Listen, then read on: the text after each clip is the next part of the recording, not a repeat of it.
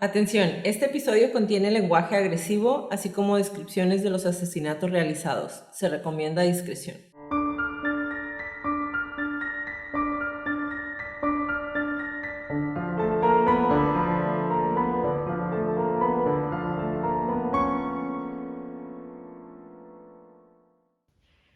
Hola a todos, bienvenidos a Crónicas de Crimen. Yo soy su host Jacqueline López y me acompaña, como de costumbre, Leti Mosqueda. Hi Leti. Hi Jackie. Queremos invitarlos a nuestras redes sociales, Facebook, Instagram y YouTube como @Crónicas de Crimen para que nos den follow. Ahí subimos toda la información y fotos de nuestras crónicas y a que nos compartan con sus conocidos. Es la única manera de que más gente pueda escuchar nuestras crónicas. Comenzamos.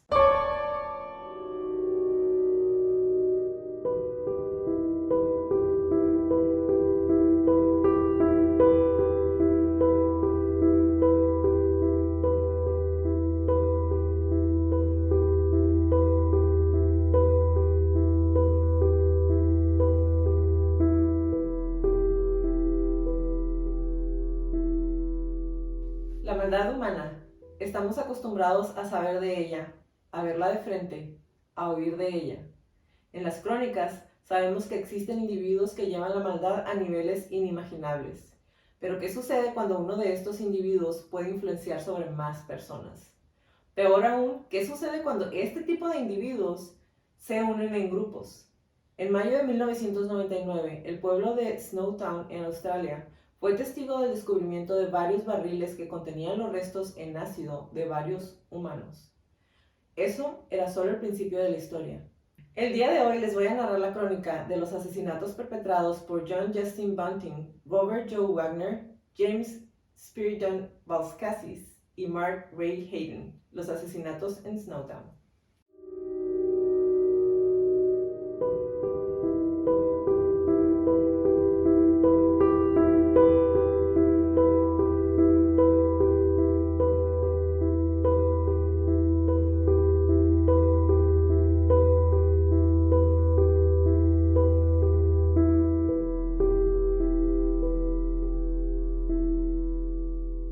Leti, la crónica del día de hoy la pidió uno de nuestros crónicos y no inventes, está densa. No hay mucha información abierta, hay varios libros, les voy a dejar los nombres de los libros en donde viene más información acerca de este caso, pero, o sea, empiezas y te vas en un loop así infinito de maldad, de falta de principios, de locura, de cuestiones de lo que nos encanta aquí en las crónicas, de en qué momento a estas personas se les dobla la mente. ¿Cómo puede un grupo de personas causar tanto daño y estar tan como si nada?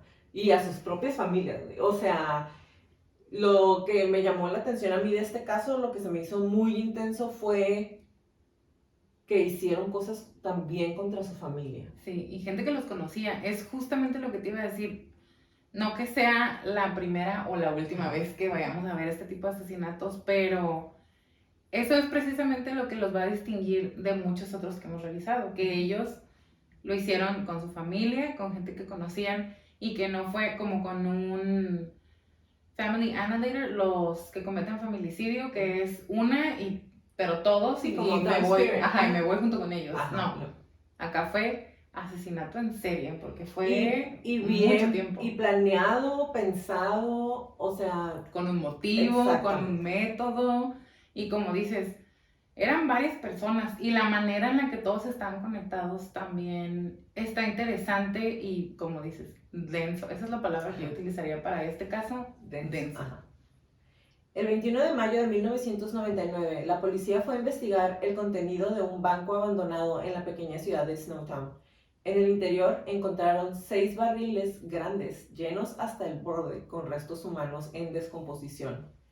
No sabían que era solo el comienzo de lo que se convertiría en uno de los casos más impactantes y horribles de Australia.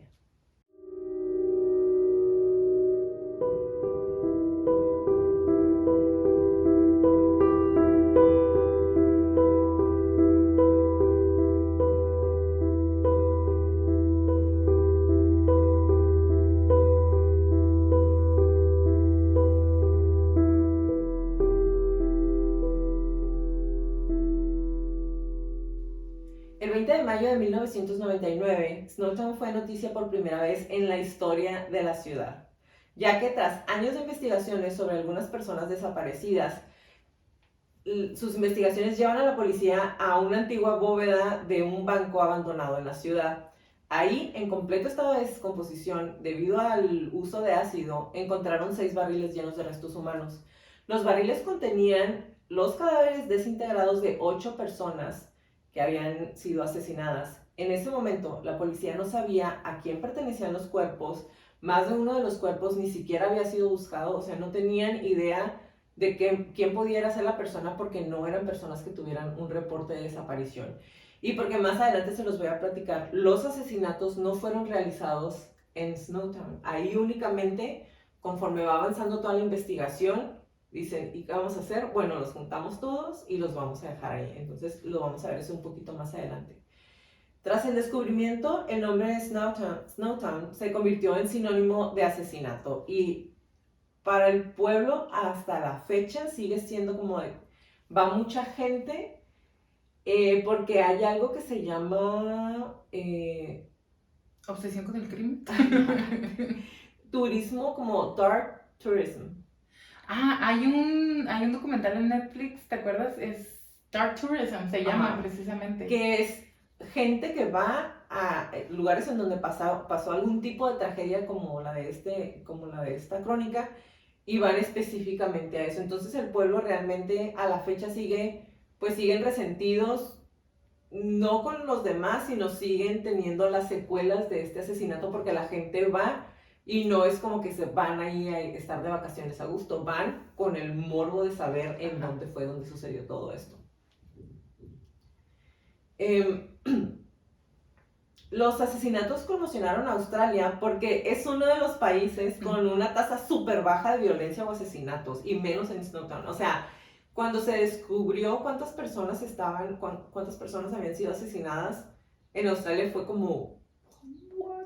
Porque allá nunca, o sea, no hay, igual sí hay, no los descubren, pero no hay de manera pública este tipo de situaciones de una manera tan seguida como en Estados Unidos, que cada semana estamos viendo. En cualquier momento en Estados Unidos hay entre 35 y 50 asesinos en serie activos. Entonces acá no es lo normal para un país como Australia.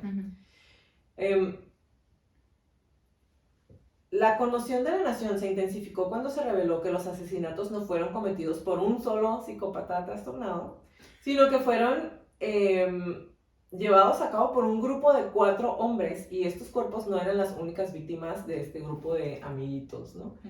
Y, o sea, sí, para mí eso fue como lo más impactante, como te dije, el hecho de saber que hayan sido 4 personas diferentes y tú, what the fuck, o sea, ¿cuáles son las chances de que 4 personas así se junten en un mismo tiempo en la vida y hagan este tipo de situaciones? Sí, porque no estamos hablando de una banda de delincuentes que tampoco es, nos vamos a juntar a matar. Muchas veces es daño colateral o sobre la marcha, pues se convierte en tu recurso de corrección. O probablemente, por ejemplo, cuando estás hablando de grupos de delincuencia organizada como drogas o gente que se dedica al secuestro, ese ya es otra parte, pero ellos fueron como, voy a matar, ¿no se te antoja? Sí, yo también, y tú, yo también, los 4 hay que entrarle. O sea, como los seguidores de Charles Manson. Exactamente. Pero otra vez eso es en Estados Unidos. Entonces, bueno, ¿quiénes eran estos amigos, no? El primero, y se supone que es el mastermind detrás de estas atrocidades, es John Bunting, y él nació el 4 de septiembre del 66 en Inala, Queensland. Era el cabecilla del grupo. Y Bunting demostró tendencias clásicas de los asesinos en serie, como ya se los hemos mencionado antes, desde la infancia. Era bullying en la escuela, le gustaba molestar o hacer que más niños se pelearan entre ellos, intimidaba a otros niños, le gustaba matar animales, pero no mataba animales comunes. No era como muchos niños cuando van desarrollando esta parte, gatos sobre todo, ¿no? Ya ven que los amarran de la cola o les hacen cosas. Como él no quería ver sangre, para que no lo descubrieran, atrapaba arañas y las metía en frascos. Y les hacía cosas ahí encerradas. Sí. Ay, yo me río porque ya hemos escuchado Ajá. de alguien que ponía insectos de diferentes especies a pelear. Ajá, ¿qué onda con eso? Para mí, cuando me escuché eso fue O sea, se dedicaba a capturar insectos de diferentes especies para ponerlos a pelear en un frasco, igual que esta persona. Exactamente.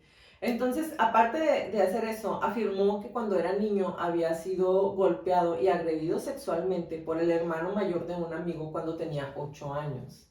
Entonces, por eso es el odio o coraje, se supone, que le tenía hacia los pedófilos y los homosexuales, que todo el tiempo para él esa fue su justificación, fue yo únicamente le hacía cosas a pedófilos y a homosexuales, pero nos vamos a ir un poquito más adelante de eso, para descubrir cómo era que él descubría que eran pedófilos o que eran Ajá, o sea, los está investigando. Exactamente. Ok.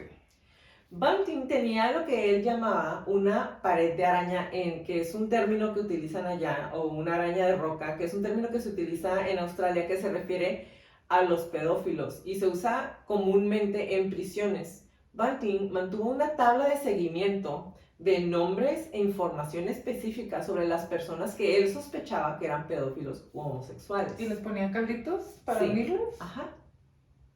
Me llegó la imagen del meme ese del mono con... Ese es, exactamente. Ok. La mayoría de estas afirmaciones de él es homosexual o él es pedófilo estaban todas en su cabecita. ¿Ok? No tenían fundamento, eran basadas en rumores o en sus sospechas personales. En ocasiones llamaba a miembros aleatorios que aparecían en su muro y los abusaba por teléfono diciendo que recibirían lo que les estaba esperando. O sea, ya los tengo aquí y les hablaba por teléfono para estarlos atormentando. Okay.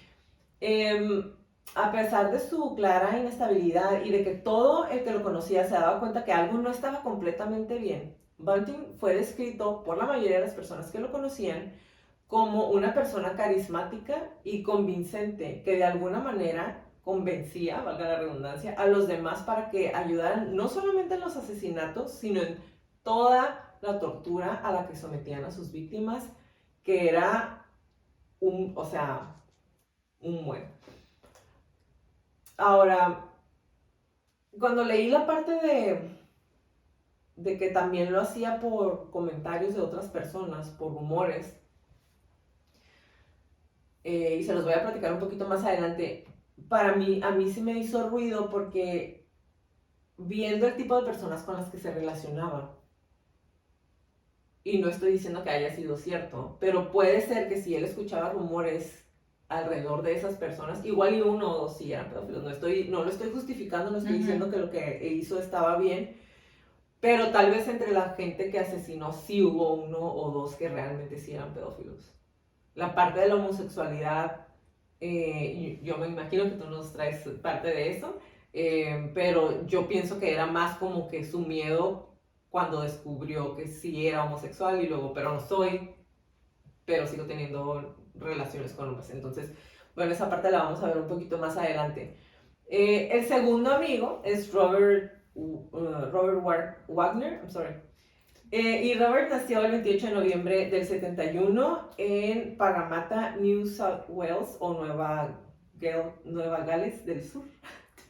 Wagner también odiaba a los pedófilos.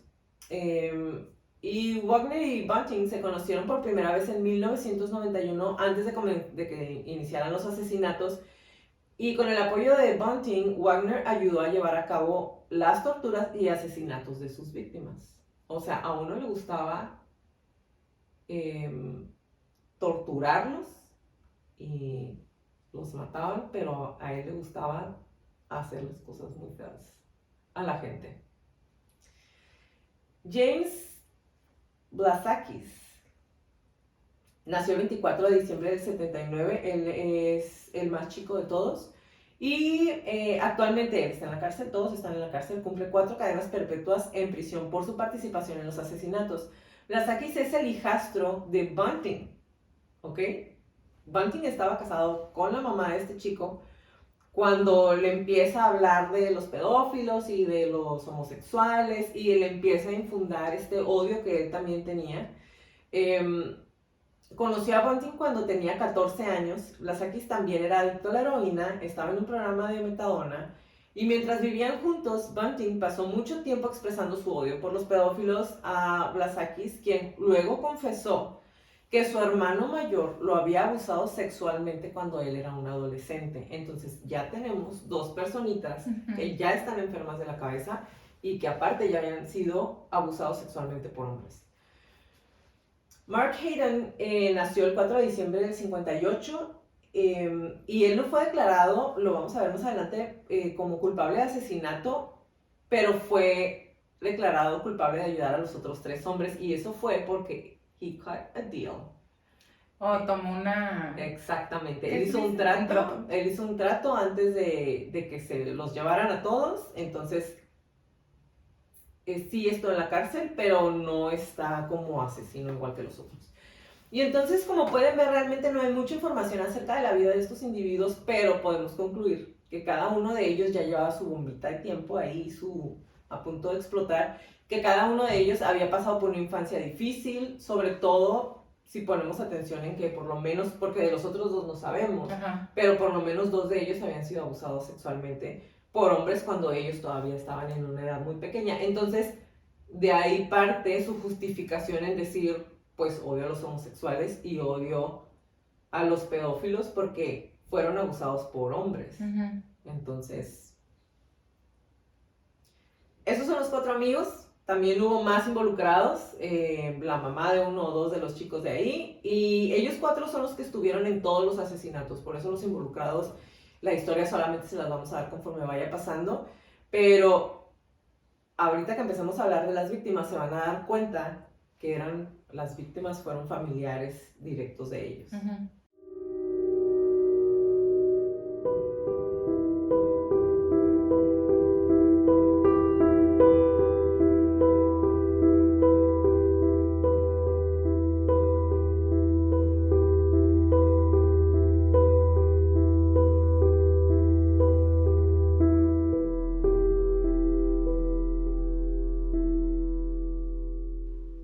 Después de la desaparición de Elizabeth Hayden, la esposa de Mark Hayden,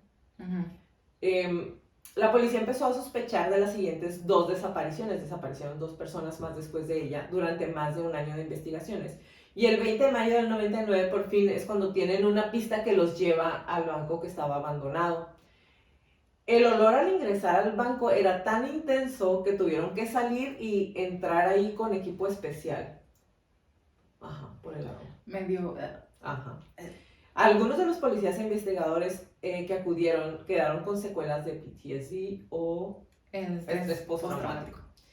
Como ya les mencioné, se encontraron los 8 cuerpos y siguiendo con las pistas, fueron a la casa de John Bunting y ahí enterrados en su patio encontraron a otros 2 cuerpos, haciendo un total en ese momento de 10 cuerpos en el pequeño pueblo. Sin embargo, las investigaciones, como se los mencioné, dieron a conocer que durante años este grupo de individuos estuvieron asesinando a sus víctimas en ciudades o pueblos cercanos a Snowtown y después solamente trasladaron todos los cuerpos a los barriles en donde los encontraron.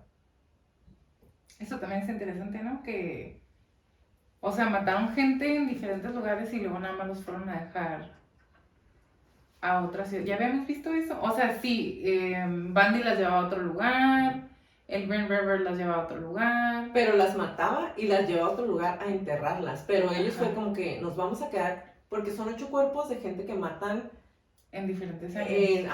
Creo que son 5 años en los que está la investigación activa. Entonces, todo el tiempo tuvieron guardados los cuerpos. Eso está interesante. Sí, porque ahorita que vayamos a ver la parte del ácido, no era ácido para disolver los cuerpos, era ácido para momificarlos. ¿Para qué? Ay, no, ahorita vamos a ver. De acuerdo a sus confesiones, la primera víctima de estos tipos fue Clinton Tresize, de 22 años. y fue encontrado enterrado en una tumba poco profunda en 1994 en Lower Light. Fue asesinado, en la sala de Bunting en su casa en Salisbury North, y al ser golpeado con una pala después de ser invitado a una visita social. O sea, lo invitaron como, ven, vamos a tomar una cerveza y a ver la tele. Vamos a pistear. Exacto. Lo buscó porque era un chico que había vivido en casas temporales y no tenía gente que realmente tuviera un contacto seguido con él. Realmente no tenía a nadie que lo extrañara de manera que se diera cuenta que no estaba rápido. De hecho, no tenía una familia. No, o sea, sí tenía parientes, pero no hablaban con él de manera seguido. De hecho, él fue el último en ser identificado porque nadie nunca lo buscó. Qué triste. Sí, y supieron que era él hasta que Bunting les dijo. O sea, igual y no les dice y nadie se entera. No saben quién es él. Hubiera sido un John Doe, un desconocido. Se dice que como ninguno de los asesinos trabajaba, invitaban a las víctimas a su casa y platicaban con ellos acerca de cómo iban a atrapar pedófilos y cómo pensaban que los querían ayudar. Entonces la mayoría de las víctimas o de la gente que los conocía, pues lo veían a este hombre como un ejemplo o alguien a quien pudieran imitar o admirar. Además de que la mayoría de sus víctimas tenían un perfil muy parecido al de Clinton. En su mayoría eran personas que tenían algún tipo de disability. Discapacidad. Tenían algún tipo de discapacidad o estaban desempleados o no tenían familia directa. Entonces, además también en su mayoría eran personas que como no estaban trabajando porque tenían algún tipo de incapacidad, tenían un cheque de desempleo o tenían algún tipo de ayuda gubernamental. Entonces, cuando ellos los desaparecían, se seguían quedando con el dinero y dejaban activo su número de seguro social. No tenían un trabajo en donde la gente se diera cuenta que estaban faltando, no tenían una casa fija. Entonces, para mí eso marca muy bien el perfil de las personas que estaba buscando y nos dice también muy bien que sí estaba planeado. Sí. O sea, sí buscaban un tipo de persona en específico que no tuviera a alguien que los fuera a buscar de manera inmediata, que los fuera a ir a declarar como personas desaparecidas. Nadie los extrañaba. Exactamente. Y esto no pondría un poquito como en tela de juicio el hecho de que fueran un pedófilo. O sea, a lo mejor esa era su paranoia o su imaginación, pero estaba perfilando a las víctimas para que fueran, como dices, fáciles de desaparecer, nadie los está buscando, el cheque te lo mandan, no tienes que firmar. Exactamente. Bueno, y sigues contando. Las diversas víctimas fueron elegidas principalmente por capricho por John Bunting, porque tenía sus sospechas imaginarias. Odiaba específicamente a los pedófilos y algunas víctimas fueron asesinadas porque Bunting sospechaba que eran pedófilos, por lo general basándose en pruebas o rumores, que igual como ya se los mencioné, tal vez uno o dos de ellos sí eran culpables, pero no es lo más sano lo que él hizo, no le correspondía a él hacer nada y menos torturarlos de la manera en que lo hicieron. Bueno, la verdad es que un pedófilo, disculpen si doy mi opinión personal, pero para mí un pedófilo, alguien que le hace algo a los niños, jódete. Pero, o sea, no le correspondía a él, ¿no? Exacto. Pero sí, o sea... Eso te iba a decir, sí, porque y esa es de las infinidad de cosas que tenemos en común. Para mí también es como... Pues ahí es donde podemos hacer pruebas o una castración química o una trepanación, aunque ya no se utilice. Por mí, esa gente está robando oxígeno. Ajá, está en un cuadrito muy particular de gente que no debería estar. Y para entrar más en polémica, ahí es donde para mí sí se justifica la pena de muerte. Porque... ¿cómo lo vas a rehabilitar? ¿Cómo le vas a dar seguimiento? Etcétera, etcétera, etcétera. Pero otra vez, esto no es algo que le correspondía a Bunting. Ni eres policía, ni estás haciendo investigación. Ni siquiera estaba seguro de que fue. O sea, no estaba seguro, escuché un rumor o yo lo vi. O alguien vino y me estoy dijo, imaginando. Este güey fulano. tiene cara de que es pedófilo. Sí, de seguro le gustan los niños. Sí, hay que matarlo. Lo olí y huele a pedófilo. Ajá, No o manches. sea, algunas otras de sus víctimas fueron asesinadas debido a que no les agradaban las personas con sobrepeso. Las personas sobre...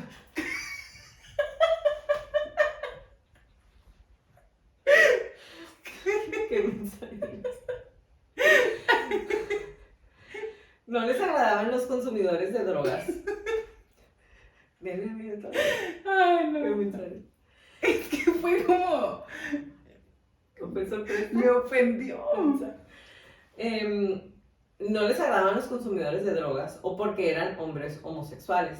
La mayoría de las víctimas eran amigos o conocidos de al menos de uno de los miembros del grupo y otros eran parientes. ¿Por qué su...? A lo mejor él tenía otra agenda y nada más estuvo justificándose detrás de Ajá. sus ideas Claro, imaginarias. claro. O sea, es que si lo ves, realmente ninguno tiene justificación para hacer lo que hicieron. No. Pues. Es como cuando una persona comete un crimen de odio por simplemente la otra persona sea de un color diferente a él. O sea, para mí esto es lo mismo. O sea, no me cae bien porque tiene sobrepeso, no me cae bien porque usa drogas, no me cae bien porque no es como yo, no como tiene, yo pienso que como debería yo ser. debes. Ajá, Porque yo no entonces, entiendo su estilo de vida. exactamente, pero no es algo que a ellos les correspondía. Entonces, como ya lo mencioné, algunos eran parientes que a veces vivían en la misma casa de uno de los asesinos. What the fuck con eso. O sea, para mí sí es bien impresionante de, ya estás en un camino y entonces, mi hermano.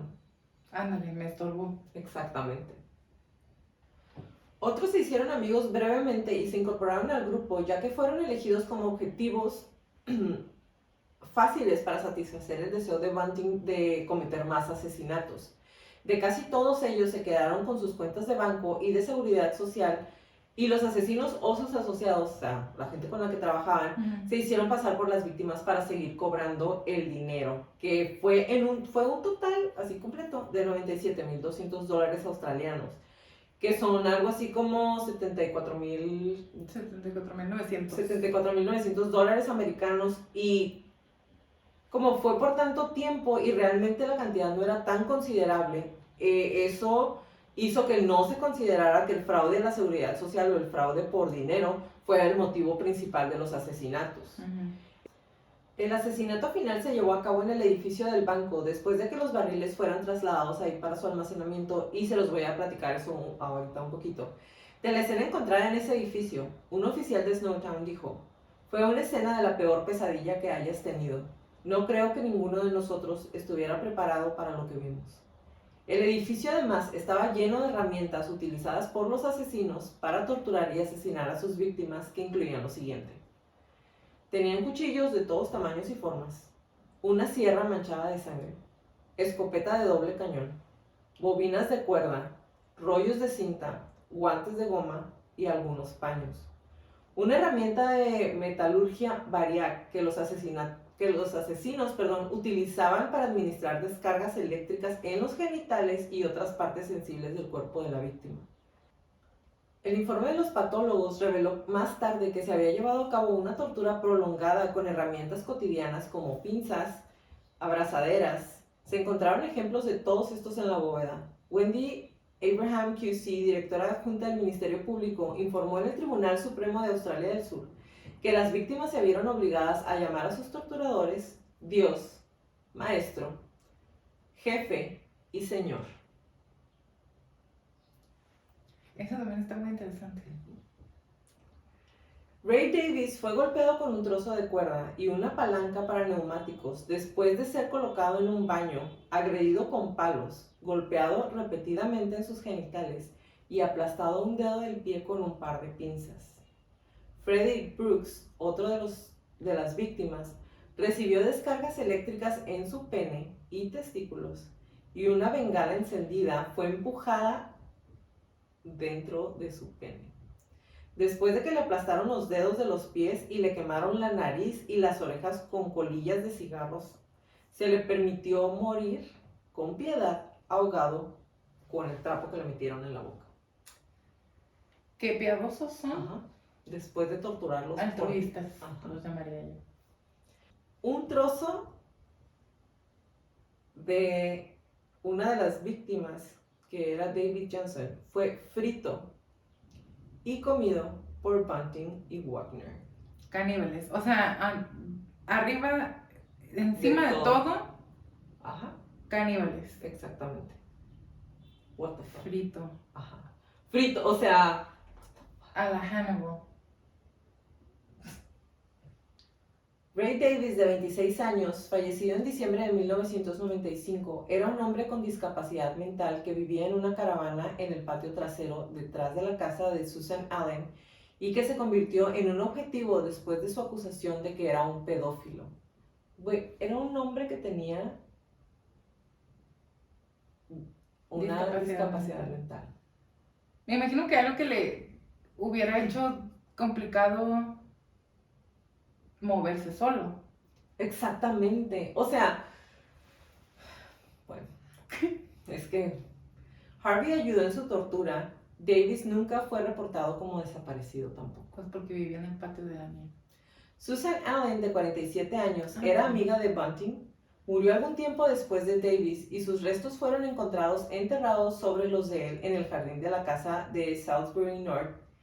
Y sus restos fueron envueltos en 11 bolsas de plástico diferentes. Los acusados ocultaron su muerte y continuaron cobrando su pensión, pero luego afirmaron que en realidad había muerto de un infarto. Y esa fue parte de la prueba que habían presentado en el juicio. Y como tenía tanto tiempo en descomposición en tantas bolsas, el jurado no pudo decidir sin duda, o sea, sin duda razonable, que ella había sido asesinada. Entonces, por ella no los encontraron culpables. Hicieron como un efecto invernadero en las bolsas. Eso no lo habíamos visto antes tampoco.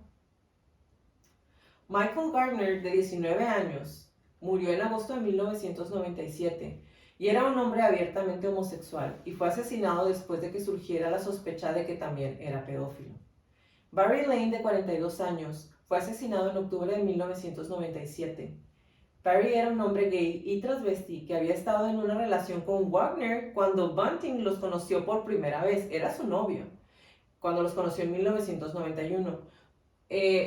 Trevelyan fue novio posterior de Lane y Lane había sido torturado al aplastarle los dedos de los pies con unas pinzas.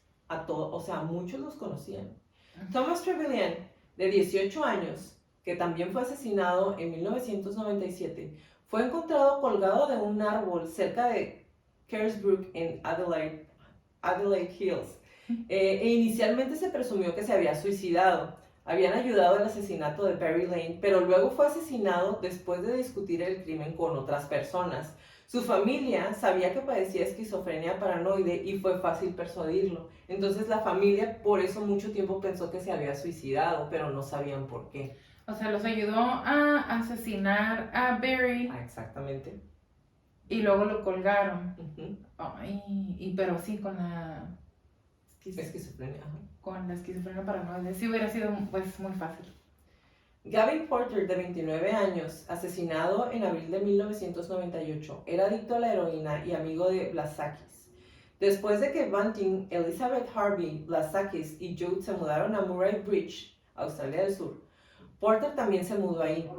Bunting decidió que debería ser la próxima víctima después de que lo pincharan con una jeringa desechada que Porter dejó en el sofá de la sala de estar. Porter fue estrangulado en su auto estacionado dentro de la propiedad en donde vivía. Troy Jude, de 21 años, fue asesinado en septiembre de 1998 y era medio hermano de Blasakis e hijo de Elizabeth Harvey, que vivía con ellos en la casa de Bunting en Murray Bridge en el momento de su muerte. Fue asesinado en la casa después de ser arrastrado de su cama mientras dormía. Este fue el primer asesinato en el que participó Blasakis, que como ya les dije era hijastro de Bunting, y fue la persona que él dijo que había abusado de él sexualmente cuando estaba más chico. Entonces Bunting fue como de, pues ya estamos en estas, hay que matarlo. Sí, claro. Porque era un pedófilo y homosexual porque pues, violó a un niño. Fred Brooks, de 18 años, fue asesinado en septiembre de 1998. El hijo intelectualmente discapacitado de Jody Elliott, una mujer enamorada de Bunting, fue elegido por Bunting como una víctima fácil y atraído a su casa, en donde fue atacado y brutalmente torturado también. Gary O'Dwyer, de 29 años, fue asesinado en 1998 y era un hombre con discapacidad. Había sufrido una discapacidad en un accidente automovilístico anterior y con una pensión. O'Dwyer era un extraño elegido como un blanco fácil. Fue asesinado en su casa en Francis Street, Murray Bridge, por Bunting, Wagner y Blasakis. Elizabeth Hayden, de 37 años, era esposa de Mark Hayden y fue asesinada por Bunting y Wagner en su casa mientras su esposo estaba afuera. ¿También era pedófilo ella? ¿O qué? No, o sea, de ella no encontré una razón. A lo mejor... El esposo se quería deshacer de ella. Ajá, les estorbó, los vio haciendo algo. Participó de alguna manera. Exactamente. David Johnson, de 24 años, fue asesinado en mayo de 1999 y era medio hermano también de Blasakis. Y fue asesinado por Bunting en el edificio del banco, habiendo sido traído ahí por Blasakis. Fue la última víctima que murió en Snowtown, y la última víctima de ellos.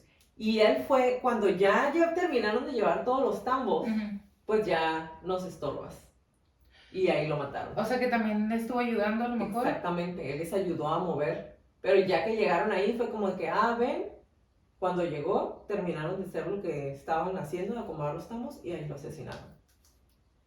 La investigación comenzó a tomar forma después de que el hermano de Elizabeth Hayden reportara su desaparición pocos días después de que no la encontraba. Su hermano no creyó en las explicaciones de su esposo, Mark Hayden, sobre su desaparición, que parecían contradecirse en las diferentes versiones que él le dio. Ajá. Y el hermano tampoco creía que ella se hubiera ido sin sus 2 hijos pequeños. Uy. La policía consideró sospechoso que su esposo no hubiera denunciado su desaparición e investigó su desaparición. Elizabeth Hayden estaba estrechamente relacionada con todos los asesinos, por lo que todos fueron objeto de un... O sea, voltearon a verlos así como... Sí, porque... Qué raro que se haya desaparecido ella y todos estén en... Todos muy juntitos. Ajá, exactamente. El descubrimiento de que Tresize y Lane se conocían fue una de las primeras pistas que la policía descubrió que había más que una investigación rutinaria de personas desaparecidas. Cuando el primer chico que desapareció y Lane los conectaron, fue como... Demasiado. Ajá, o sea, no puede ser coincidencia que ellos que se conocían hayan desaparecido. Entonces fueron jalando hilitos y ahí fue como se dieron cuenta de que básicamente todos estaban relacionados con ellos.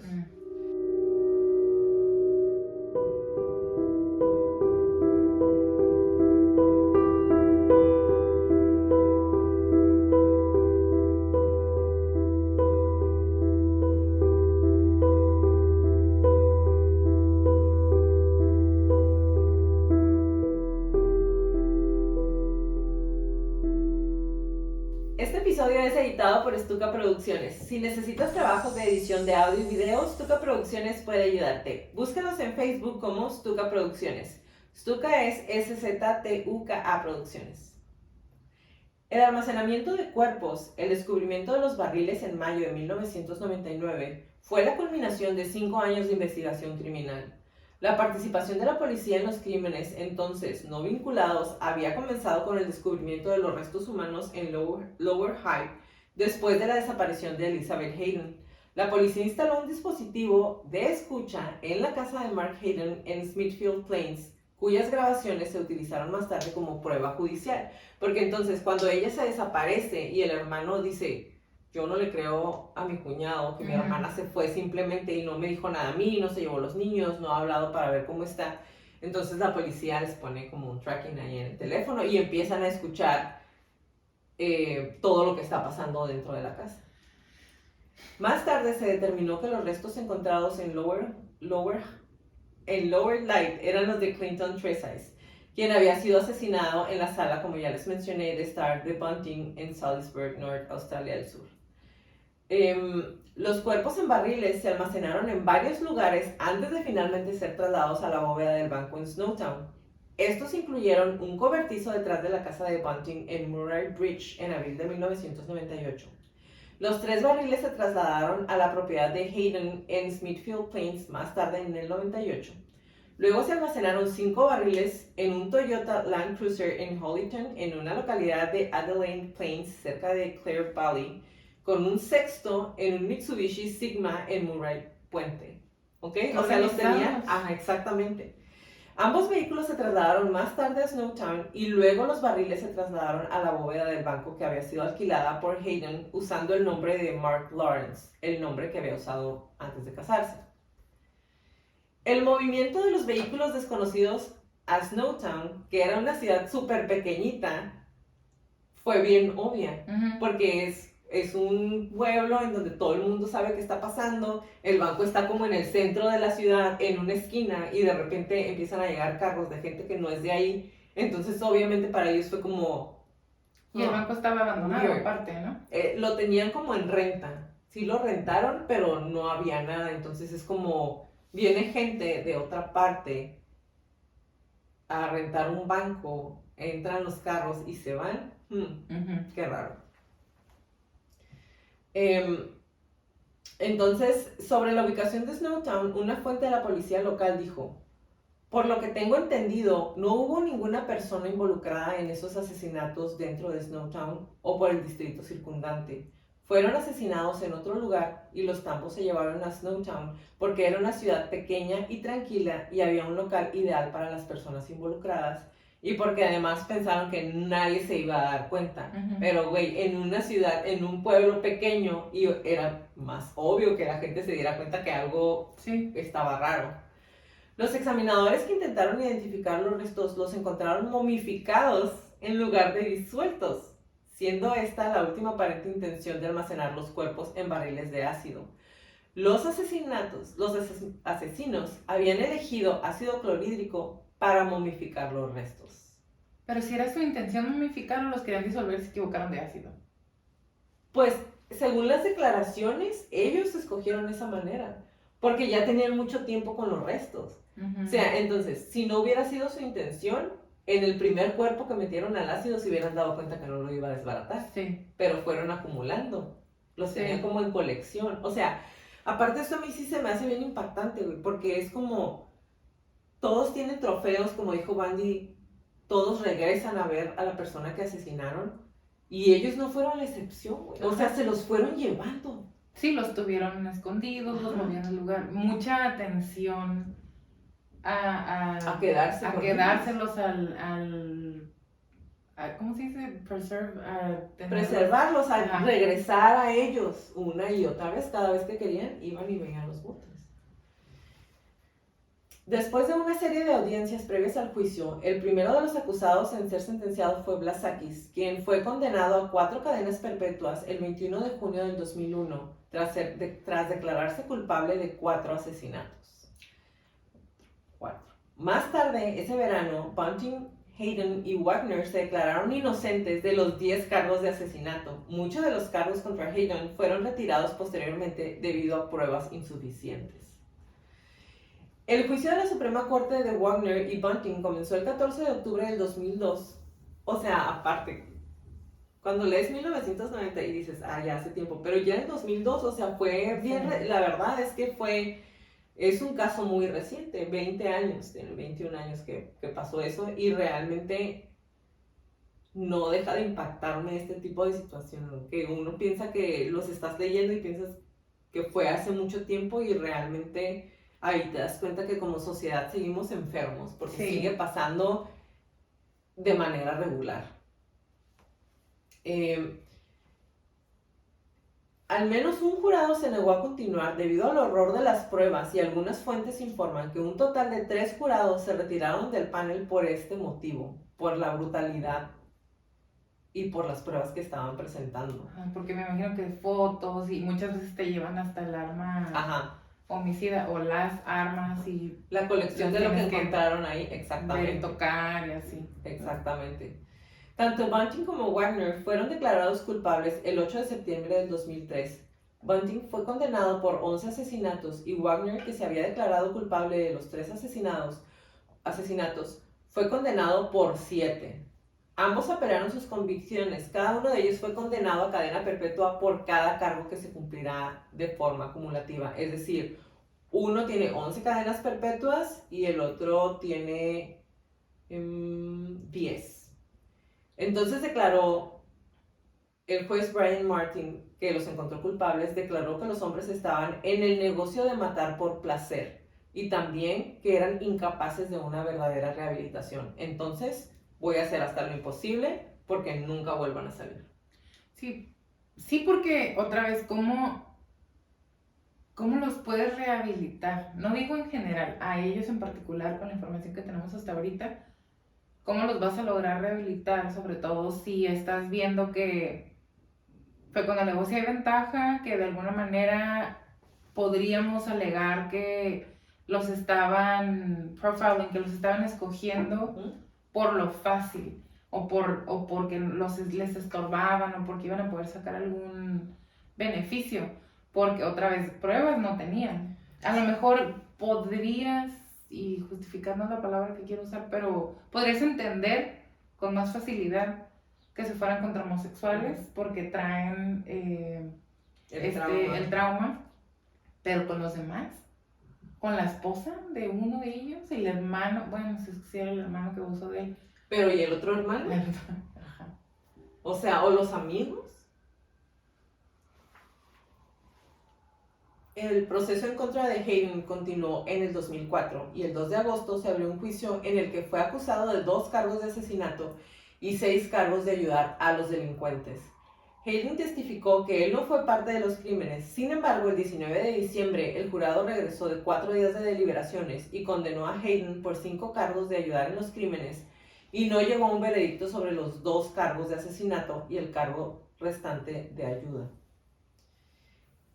Hayden estuvo detenido en diciembre del 2004 en espera de un posible nuevo juicio y en mayo del 2005 la Suprema Corte de Justicia desestimó una apelación de Bunting y Wagner que ahora han agotado sus vías de apelación en Australia del Sur, es decir, no les quedan más apelaciones, no van a volver a salir jamás nunca de la cárcel. Ya te quedaste ahí. Exactamente, a menos que sobrevivan las 11 y 10 cadenas perpetuas consecutivas. Que podríamos hacer las cuentas porque los días son diferentes en la cárcel. Por lo menos en Estados Unidos y en México los días son de 8 horas. Entonces las 24 horas son varios días. No son 24 horas por un día. Y los fines de semana cuentan diferente y muchas veces el tiempo que estás en juicio te lo pueden sumar al tiempo que ya serviste de las cadenas o de las condenas que tengas. Y muchas veces son cadenas perpetuas, pero no son consecutivas. No, ahí sí son consecutivas. Aquí sí, entonces podremos hacer cuentas a ver si sobreviven, pero... Sí. Se supone que cada una de las cadenas perpetuas que tienen, hasta donde leí yo, son de 21 años. Entonces, según las cuentas, ninguno de los dos alcanza a salir. Qué bueno. Exactamente. En septiembre del 2005, los cargos de asesinato contra Hayden se retiraron a cambio de declaraciones de culpabilidad de 2 nuevos cargos de ayudar en los asesinatos de su esposa, Elizabeth Hayden, y Troy Judd. Los fiscales también acordaron retirar un cargo adicional de ayudar a los delincuentes en relación con el asesinato de David Johnson. Todo eso para que no pudiera salir de la cárcel. Pues sí, está bien. Y ahora, este fue cortito.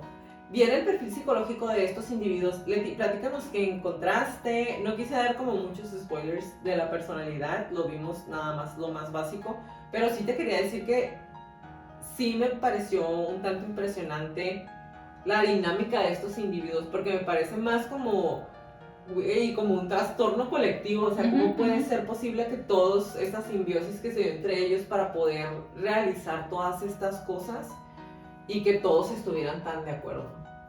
Bueno, pruebas o diagnóstico no hay, porque ellos no permitieron, no quisieron que se les hiciera ninguna prueba, era como, no me interesa, o sea, no gracias. Hay fotos de cuando van a la cárcel y, o sea, van enseñándole el dedo a todo el mundo, o sea, cero arrepentimiento, ¿no? Sí, cero arrepentimiento. Sí, claro. Bueno, también me voy a ir más o menos por cada uno. Primero Bunting, que fue el líder de esta pandilla de amigos, y con él, voy a usar la palabra fácil porque no puedo pensar en otra, es fácil entender porque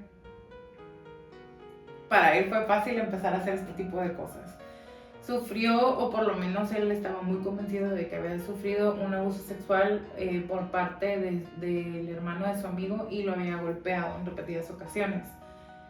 Me voy a ir por partes, empezando con Bunting, que fue el líder de esta pandilla.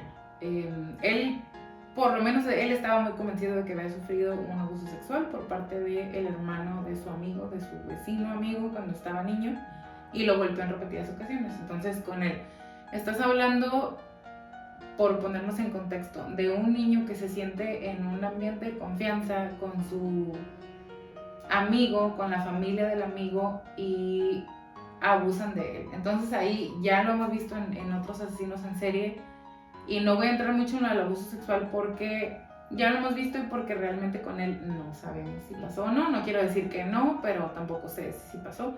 Pero cuando hay abuso sexual siempre se queda una cicatriz en la psique de la víctima, sin importar en qué edad estén, en qué grupo de edad estén, pero sabemos que esa cicatriz o esa ruptura en la psique es más grande o más profunda y más difícil de superar cuando ya tienes cierto nivel de razonamiento y que ya no se te olvida tan fácil. Entonces, a esto súmale que a él ya le gustaba torturar insectos, porque tarántulas, porque no quería que la gente se diera cuenta que a él le gustaba torturar. Pero trabajó en un slaughterhouse, un matadero, donde vacas y chivos y cosas así. Y una persona que trabajaba con él lo escuchó decir en varias ocasiones que él trabajaba ahí porque le gustaba matar a los animales. Y era en un contexto donde pues estás haciendo tu trabajo realmente. Pero él lo disfrutaba, o sea, para él no había mejor actividad que matarlos, ver la sangre, y hay varias fotos de donde él estaba trabajando, se las vamos a subir, donde él está así como parado ahí con su trofeo. Entonces no los estaba torturando, que sí lo hemos visto que es tortura de animales, pero torturaba insectos, ¿no? Y era lo que a él más le gustaba. Y otra cosa de él que podríamos verlo, no podríamos verlo, lo hemos visto con otros asesinos en serie y con psicópatas y con narcisistas, el poder de convencimiento, porque él convenció a los otros, empezando por Wagner, para ayudarle con los asesinatos. O sea, empezó a influir en ellos basándose en las propias inseguridades que los otros tenían. Estás hablando de alguien que es muy inteligente, puede planear, por lo menos a mediano plazo, y que sabe cómo hablarle a la gente, cómo utilizarlos, cómo entrar y otra vez usar sus debilidades a su favor. Y la otra cosa que me llamó mucho la atención cuando yo estaba haciendo la investigación, y ahorita que lo volviste a decir, fue que me hizo mucho ruido que obligaran a las víctimas, porque fue su idea, que los llamaran por por nombres. Vi una palabra, eran títulos de poder: Dios, Señor, Maestro, Amo, cosas así, para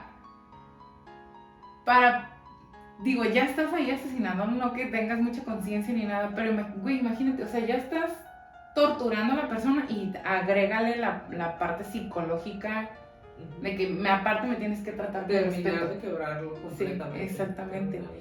Y otra cosa que me llamó mucho la atención, ya lo vimos con los niños de la masacre en la escuela, él estaba escuchando música. Durante todos los asesinatos y las torturas tenía el mismo álbum, que ahorita se me olvida, pero se lo vamos a poner el nombre ahí en los documentos que les subamos. Era el mismo álbum de una banda que se llama Spirit or Life, algo así, porque lo relajaba. Bueno, o sea, no vayas a estresarte mientras estás torturando gente. Pero al mismo tiempo, ¿por qué necesitaría relajarse si él disfruta tanto? No sé, me llamó la atención. Y no mostró remordimiento alguno, como bien nos dijiste. Cuando iba para la cárcel, iba pues enseñándose el dedo a todo el mundo. Y durante todas sus declaraciones y cuando estaban en el juicio, estaba frío y tranquilo. Porque todavía Bundy estaba muy alterado, en un estado de excitación intenso, pero él estaba tranquilo, porque incluso con el otro australiano, el de la masacre en Utoya, él también estuvo muy agitado. Ajá, Breivik estuvo muy agitado durante el Pero él estaba emocionado, él lloró cuando le mostraron los videos y Hail Hitler y puras cosas de esas. Y nada, tranquilo, inmutado. Con él fueron 11 víctimas las que él solo mató, los estrangulaba y o los mataba por estrangulación o les disparaba. Y pues cometió canibalismo con una víctima y está clasificado como un asesino en serie. El siguiente, Wagner, que también tenía mucho odio por los pedófilos, igual que Bunting, y citó que su motivo para participar o yo quise ayudar era porque yo tenía que hacer algo para ayudar a la sociedad, o sea, muy altruista él. Con él también cometió canibalismo, y lo que más me llamó la atención de él fue lo fácil que fue para él empezar a ayudarle porque su amigo lo estaba invitando. O sea, ayúdame, o sea, ayúdame. Y él, sí, voy. Sí. Con él fueron 10 víctimas, también los estrangulaba o les disparaba, cometió canibalismo con la última víctima y está clasificado como asesino en serie. Spiridon Blasakis, junto con su mamá y su medio hermano, son los que estaban viviendo con Bunting. Y lentamente, con él fue un proceso como de grooming, más que de convencimiento, fue un proceso de grooming, porque desde que empezaron a vivir con Bunting le empezó a meter ideas, empezó a utilizar las mismas, otra vez, las debilidades que él tenía, los traumas que él ya tenía, y lo estuvo preparando. Así es el grooming, como una preparación sistemática para poder hacer algo con ellos o convencerlos de que hagan algo por ellos o ayudándolos. A él es el que su hermano se supone que abusó de él, y él mató a su medio hermano y a su hermanastro. Y pues fue el que le confesó a Bunting después de muchos años. Y sí, de por sí ya estaban en ese proceso de preparación cuando le dice Bunting, ay, es que a mí también. Hicieron clic. Sí. Él asesinó a 4 víctimas, también los estrangulaba o les disparaba, y es asesino en serie también.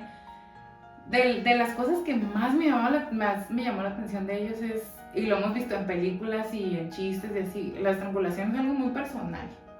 Y que dura mucho tiempo. Y que es mucho tiempo, porque lo vimos con el BTK, que para él fue como... cuando se murió en 3 minutos como en las películas. Yo pensé que iba a ser más rápido y no.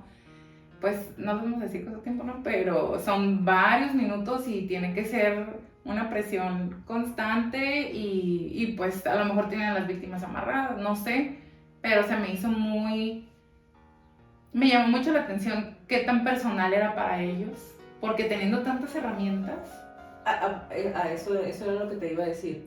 Sí se me hace algo muy personal, pero yo pienso que el hecho de estar torturando a una persona durante tanto tiempo también es algo personal, porque se tomaban el tiempo de tenerlos ahí, darles descargas eléctricas, estarlos atormentando y no dejarlos morir, porque los tenían ahí mucho tiempo atormentándolos. Entonces para mí también eso es algo de que hoy no vengo yo, hoy te voy a atormentar Bunting, hoy te va a atormentar esto. Entonces sí es algo como o sea, no dejaban que la víctima se muriera y luego venía el otro y luego venía el otro o sea... También les traigo ahí algo un poquito, porque no habíamos visto, sí habíamos tenido ejemplos de tortura, pero no como ellos, y les traigo ahí una sorpresa sobre la tortura. Mark Raden Hayden ayudó a deshacerse de alguno de los cuerpos, es el que mató a su esposa y que salió creo que del menos raspado de todos, ¿no? Porque él nada más ayudó a mover. Exacto. Otra cosa que me llamó mucho la atención, lo dije al principio, es el hecho de que, a diferencia de la mayoría de los asesinos en serie, ellos se quedaron en su comunidad asesinando gente, los movieron. Pero normalmente un asesino en serie no hace eso. Otra vez, Bundy hasta de estado estaba cambiando, el Green River sí cambió de diferentes localidades. Sí, la mayoría van cambiándose de lugar. Ajá. Aunque Pero viven ellos donde no. mismo y lo hacen como algo. O sea, ellos al vecino de enfrente, Ajá. al de la esquina, al de la calle de atrás, con el que me han visto en situaciones sociales y de todas maneras, eso me llamó mucho la atención. Y el hecho de que lo hicieran en su propia casa, tanto de la víctima como la casa propia suya de ellos, en la casa de los asesinos y en el de las víctimas, para mí fue como una luz muy clara de cómo su drive o su impulso, su motivación era aprovecharse por completo a las personas y que no le tenían miedo ni a que los atraparan, ni a traspasar propiedades, ni a vandalizar las casas, porque muchos las terminaron vandalizando también. Y, o sea, es como te da un poquito más de luz a qué tan mal estaban, qué tan desconectados estaban. No tenía Nada, conciencia, o sea, nada. no estaban preocupados si los iban a atrapar porque iban su como cabeza en era su como, o sea, voy derecho, ¿no? Exactamente. Porque ¿quién más vandalizó? The Night Stalker, el Richard Ramírez, pero tampoco era como que se ponía a vandalizar toda la casa, rayó las paredes con sangre. No, y fue un rampage killer, o sea, fue como él estaba fuera de control. Lo detuvieron, ya, o sea, no es como que planeó, no fue asesinatos inteligentes, fue así como que me voy, ¿no? Le tronó y se fue y lo detuvieron. Ellos lo planeaban y escogían a sus víctimas. Richard Ramírez era random. A la casa que pude entrar. Ajá. Y bueno, vamos a pasar a la parte fea sobre la tortura. Y se me hizo muy interesante, encontré información muy interesante para compartir contigo, con ustedes. Y bueno, cuando escuchamos tortura, depende de qué tipo de películas les guste ver. Pueden pensar en algunas películas y Jacqueline y yo no somos muy buenas y va a sonar muy extraño. Ver películas donde torturan o escenas de películas donde torturan gente normalmente no las vemos. Hay películas que nunca hemos visto precisamente porque se tratan sobre tortura. Sobre todo las del esclavismo, no. La muy famosa 12 Years a Slave, 12 años de esclavo, nunca la he visto. Porque torturan a alguien y está no tanto explícita o gráfica, no se trata de eso esa película, no es como el morbo, pero te dan una muy clara idea de cómo era la vida para ellos. Y yo no puedo ver escenas de tortura, a excepción de las de Hostel, esas no tuve ningún problema, pero porque está tan ridícula en la película, es tan gore pero Jacqueline no, por ejemplo, o sea, no, para ella no. Entonces, es común pensar, por increíble que parezca, es común pensar para una persona average o una persona normal, común y corriente, pensar que nada más una población muy selecta podría ser capaz de torturar a otra persona. Es como, no, la mayoría de la gente no torturaría a alguien. No piensas que la mayoría de la gente puede torturar a alguien. Y para personas que llegan a torturar a otros en el ejército, en interrogación, en la policía, es algo difícil. Y hay secuelas psicológicas y PTSD o el trastorno de estrés postraumático para la mayoría de las personas que llegan a torturar a alguien, excepto para un psicópata. Pues claro. Entonces aquí claramente estamos hablando de alguien que podría ser un psicópata, claramente. No nada más antisocial, sino un psicópata también, porque no mostraron remordimiento, excepto Hayden, que dijo, sí lo siento mucho, pero yo pienso que fue más como para ayudarse él mismo con su caso, de que yo no fui, nomás me arrepiento de haber ayudado. Ajá. Sí. A la hora de negociar. Y bueno, ¿qué sería necesario en cuanto a circunstancias para que una persona normal, común y corriente, torturara a otra? ¿Tú qué piensas? ¿Qué sería necesario para que una persona normal fuera capaz o estaría dispuesto a torturar a otro? Pues para salvar. No, pero es que la tortura no es para salvar tu vida. Que para salvar tu vida es como algo rápido y te vas. No es como que lo estás torturando. Ajá, desarmas y te vas. Ajá. Para que yo torturara a alguien, ¿qué sería necesario? o para que yo torturara. Sí, no, ¿qué tendría yo que hacer? Pero hay una pregunta que normalmente hago cuando estoy conociendo a alguien, que es, si tuvieras que comerte 8 arañas tú, o forzar a tu esposo, a tu hijo, a tu mamá, y cambio la persona a que las coma, ¿qué preferirías? Y mucha gente dice, pues, se las doy a mi persona, ¿no? No me las comería yo, pero hay muchas personas que dicen, no, pues yo para proteger. Háganse esa pregunta. Y a mí se me hace muy interesante porque no es porque, ay, puedes conocer a la persona, puedes saber qué tipo de persona es una situación en la que no, es una situación en la que no esperas encontrarte nunca, y esa pregunta es como... O sea, ¿te gusta traumar a la gente? Me gusta saber qué van a contestar. Y bueno, hay varios experimentos a través de los años que se han hecho para contestar esta precisa cuestión. Uno de los más famosos es el de Milgram, Stanley Milgram de Yale.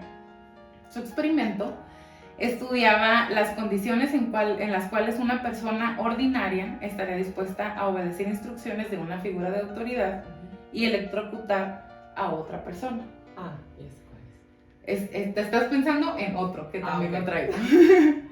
Este y otros experimentos nos dan una muy buena y clara ilustración de cómo los seres humanos pueden doblarse ante la demanda de la autoridad. ¿Y por qué lo estoy sacando? Porque Banting quedó como figura de autoridad. Exacto. Y bueno, les voy a seguir platicando. El experimento Milgram constaba de lo siguiente. Él era psicólogo en Yale. Invitó a un grupo de personas, puso anuncios en los periódicos y en revistas invitándolos a participar en un experimento. Entonces llegaron un grupo de personas, vamos a decir el grupo A. Y el supuesto experimento era cuáles son los efectos del castigo en la memoria y el aprendizaje. Entonces el grupo A fue presentado con el grupo B. El grupo A iba a tener que electrocutar al grupo B cada vez que el grupo B no pudiera memorizar una lista de palabras. Si el grupo B se equivocaba, el grupo A, con un disco de diferentes voltajes, tendría que electrocutar a la persona que se equivocó con la palabra. Lo que el grupo A no sabía es que el grupo B, o los torturados, eran un grupo de actores. Y ellos eran parte del experimento. Realmente el sujeto del experimento era el grupo A. Y bueno, estaba entonces la persona del grupo B en un cuarto con un vidrio doble, una cámara de Gesell. Y en el y en el otro lado estaba la persona del grupo A con el experimentador, que era una persona con bata blanca.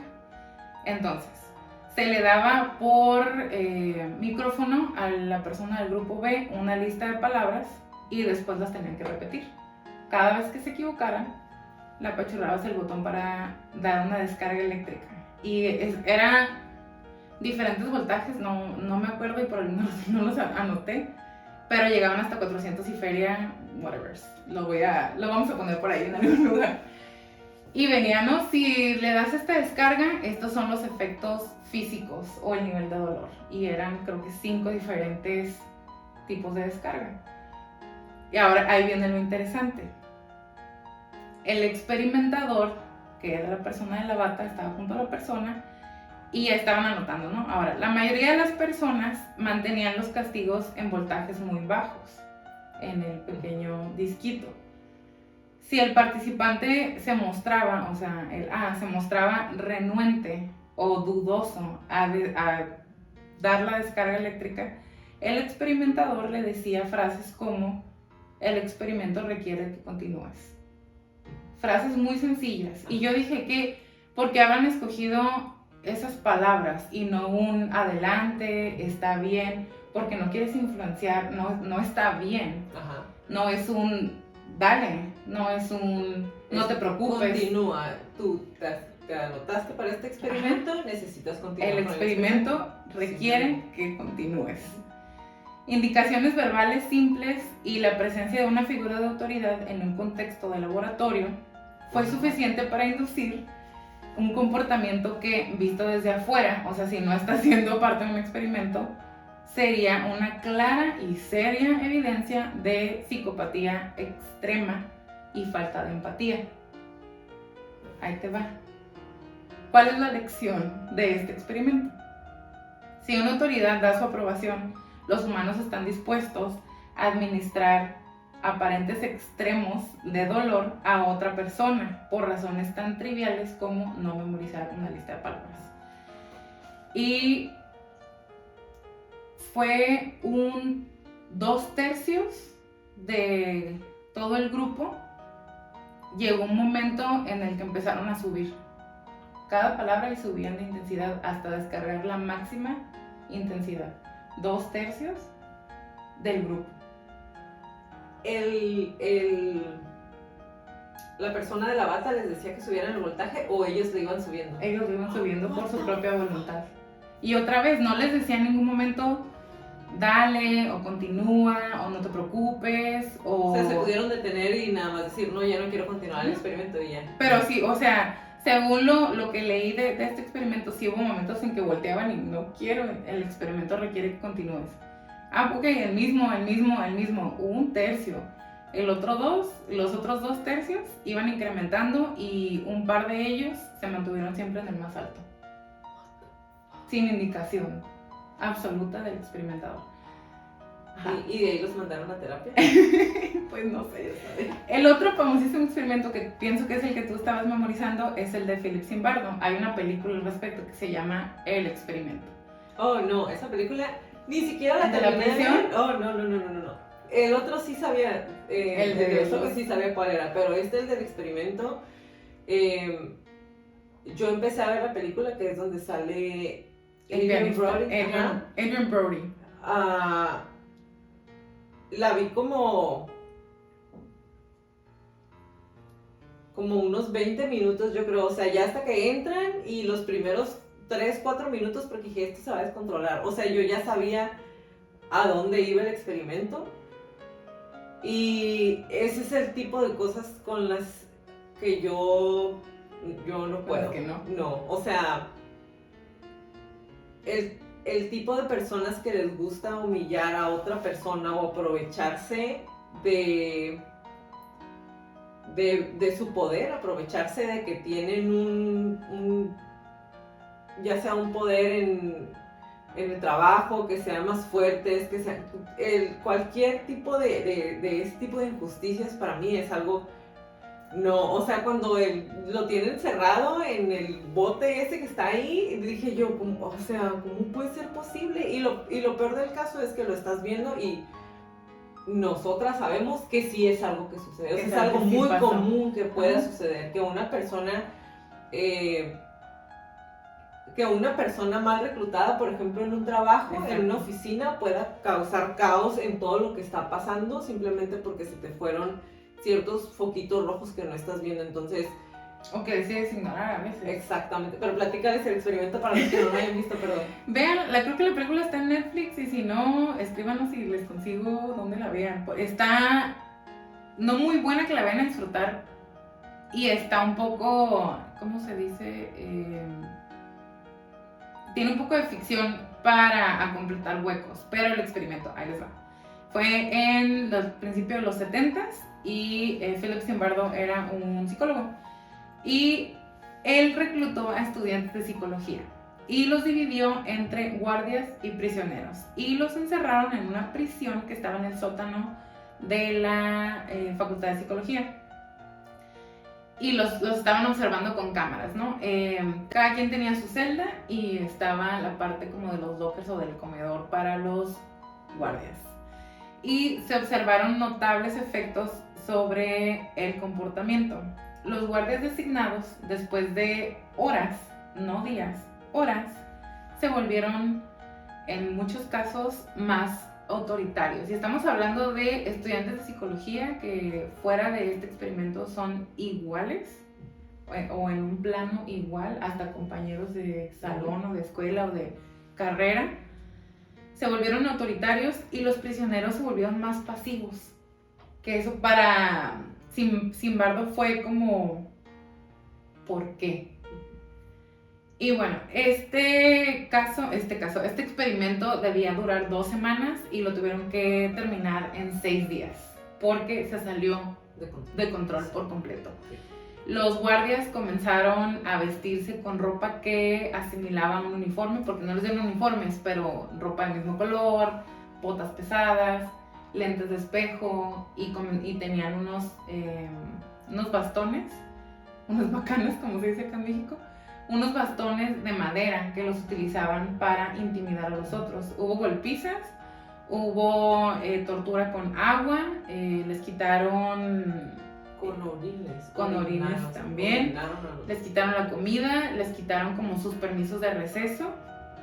Sí, esto por voluntad propia y porque a ellos se les hizo que era lo apropiado. O sea, y esa fue una de las conclusiones a las que Zimbardo llegó, que el ser humano está dispuesto a perder su identidad individual, su identidad como persona y adoptarla de su rol laboral o social en un equipo. O sea, este tipo de comportamiento lo podemos ver o lo podrán imaginar o lo puedes imaginar, lo podemos ubicar en casi cualquier tipo de contexto. Dale poquito poder a una persona y vas a ver realmente cómo puede ser. Y eso es otra vez en trabajo, en escuela, en una casa, con tu familia.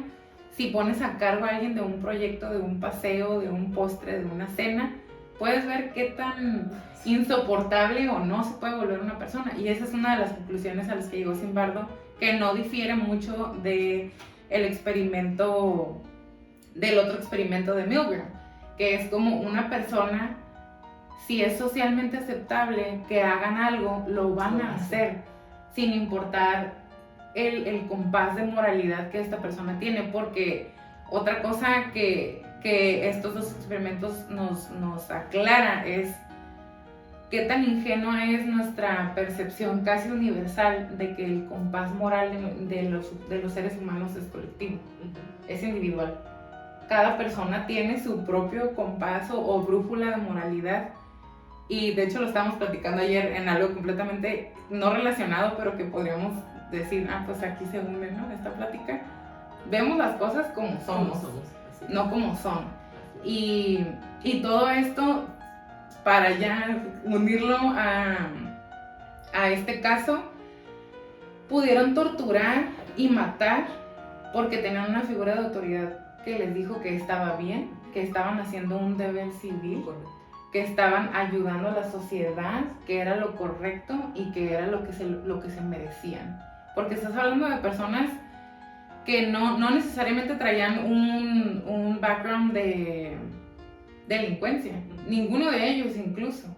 Creo que traían, o sea, quiero decirlo normal, me refiero a que tal vez traían tickets de parking, no sé, de cosas muy sencillas, porque por más que busqué no encontré que ninguno de ellos fuera un criminal de carrera, de profesión, de ninguna manera. Pero entonces, como dices tú, se juntaron todos, les tronó la tacha y histeria colectiva. Todo, histeria colectiva.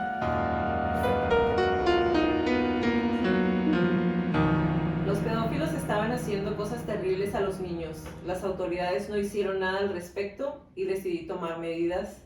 Tomé esa acción. Gracias. Gracias por acompañarnos en un episodio más de Crónicas de Crimen. Los esperamos en nuestro próximo capítulo. Si les gustan nuestras crónicas, por favor, regálenos un review si tienen tiempo en iTunes y en Spotify. Y suscríbanse a nuestro canal de YouTube y regálenos muchos likes. Y recuerden, si tienen alguna crónica que quieren que aparezca en la lista de nuestras próximas temporadas, mándenos un correo a info@cronicasdecrimen.mx. Como les repetimos en todas las crónicas, crean a su instinto siempre. Si algo no se siente bien, si algo me dice que salga corriendo, vete. Es mejor parecer paranoico y estar a salvo a quedarte y poner en peligro tu vida. Ahora sí, bye. Bye Jackie, bye crónicos.